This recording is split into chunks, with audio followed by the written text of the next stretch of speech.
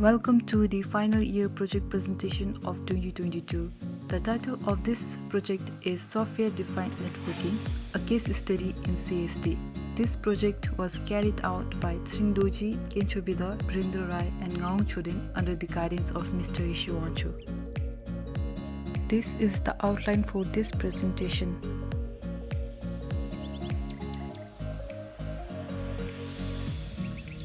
Moving on, we have the problem statement. In the traditional networking system, there is no centralized control, meaning that all the devices have separate brains and there is no common brain to control the entire network centrally, and there is a need to configure each device manually. Network automation. By automation, it means that there is no or very less human intervention required for the functioning of the network. As in the traditional networking system, there were network management protocols such as SNMP, which was used to push configurations to devices. However, with limited functionalities, the solutions can be complex to implement and operate and also has security concerns. Individual edits to multiple devices by separate engineers over time with little version control leads to configuration drift. Also, the traditional networking system causes overheat to ICT since it is time-consuming, less flexible, and very expensive. As a solution to this problem, we have proposed SDN, Software-Defined Networking. Software-defined networking is an emerging architecture that is dynamic, manageable, cost-effective, and adaptable, making it ideal for high-bandwidth, dynamic nature of today's applications.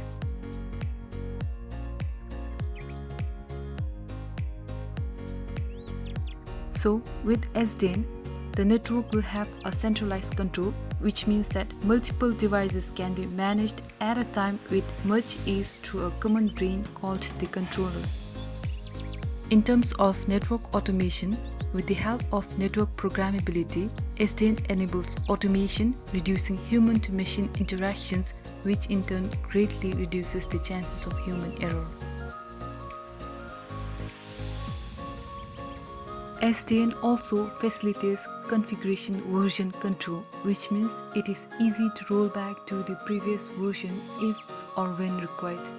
Also, SDN is known to relax the ICT since troubleshooting becomes more efficient with a system-wide view and correlation between the events. In line with the problem statement, we have our aim, that is, to analyze the implementation of SDN at CST through simulation. To achieve our aim, we have set the following objectives. Number 1, to explore the different types of open source software available for SDN. Number 2, to sort out SDN-enabled devices and their numbers in CST. Number 3, to simulate the college network topology using GNS3 simulator.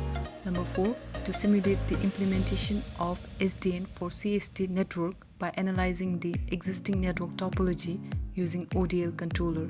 Number 5, to conduct the feasibility of implementation of SDN at CST.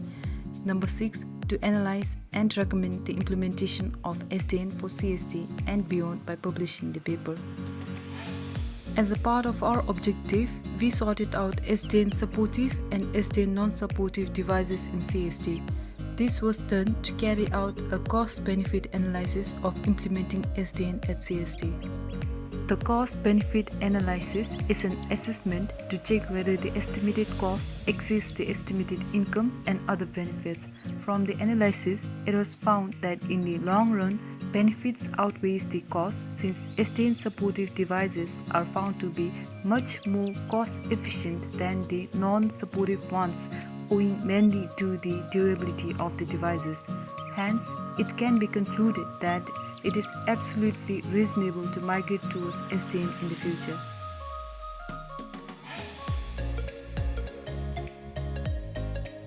As another part of our objective, a number of open source network simulators and SDN controllers were explored based on certain parameters as listed on the screen.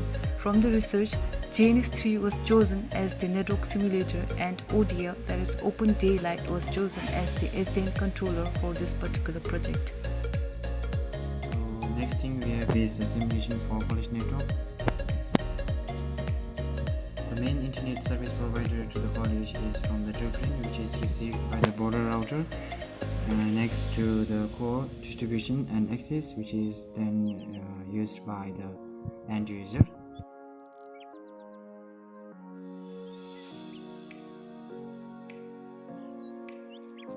So what we have done in this simulation is that we have created two VLAN, that is VLAN 100 and VLAN 200 in the core switch, and then the configurations was passed on to the distribution switch and then to access switch with the help of a trunk mode. And we also have created two DHCP pool within the router, which allows the dynamic allocation of IP address for end user devices.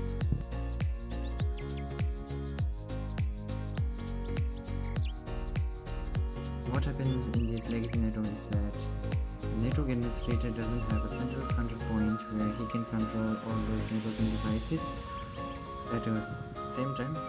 So if you were to configure a device, he has to either use SSH or Telnet to connect to those networking devices, and then he is able to configure accordingly.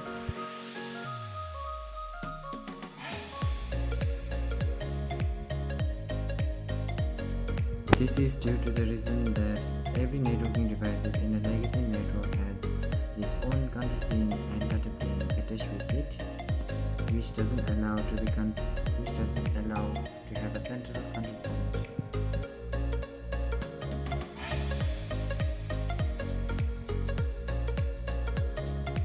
Because of the problems found in the existing legacy network, we are forced to move towards a better network architecture that we have is software-defined networking.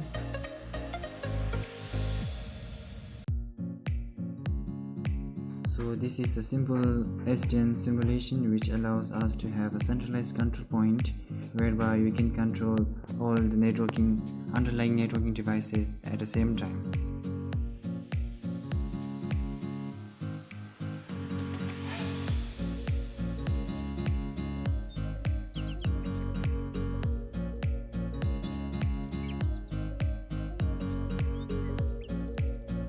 Here we are starting the ODL controller within the Ubuntu server.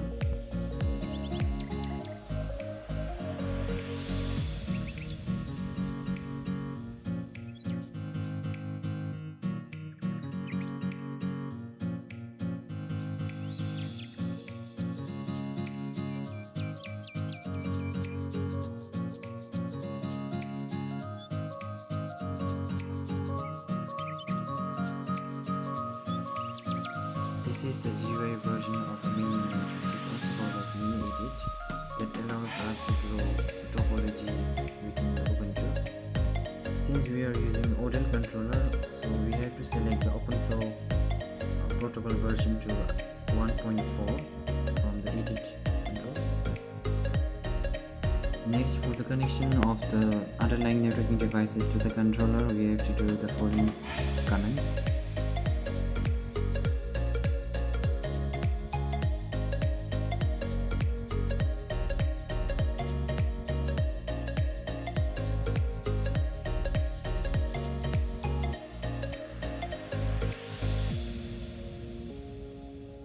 The network topology can be viewed from the Open Daylight using the Open Daylight controller IP address that is mentioned within the Ubuntu and the port number 8181 to have access to the Open Daylight GUI version.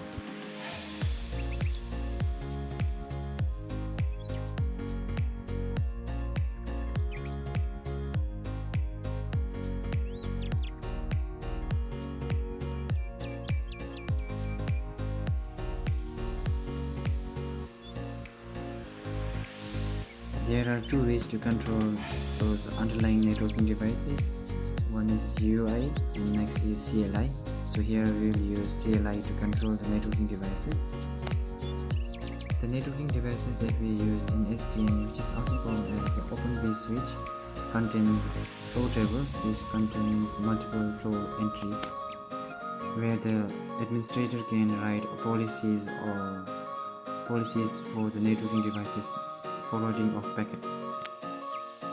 For example, the flow entries has been made within switch S1 with a priority of 500.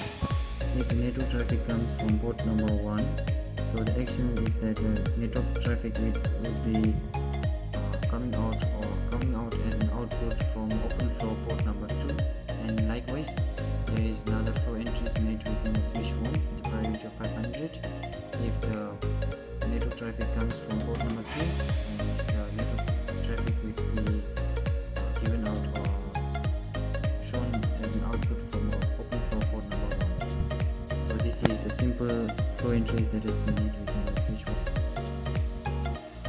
The testing of the flow entries can be checked by trying to ping from one PC to another PC. Here we are pinging from H1 host to S2 host.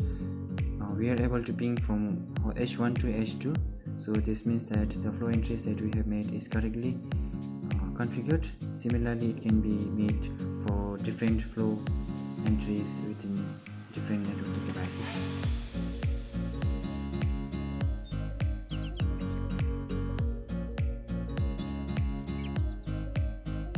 As a recommendation, we know that in the standard 3-tier model, the campus network consists of 3 layers made up of functional distribution layer blocks.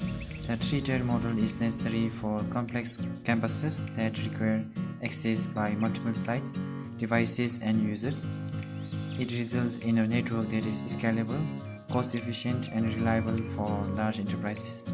However, smaller campuses like ours can reap similar benefits with a simpler model, scaled down to improve cost and oversight with collapsed core architecture. That is, the core layer and the distribution layer is collapsed and made as one, and providing a redundancy for the collapsed core and distribution as well as for the border router could make the network more effective and efficient for the college as well as for the IT administrator. So these are some of the references that we made while working on with the project and the documentation. Thank you.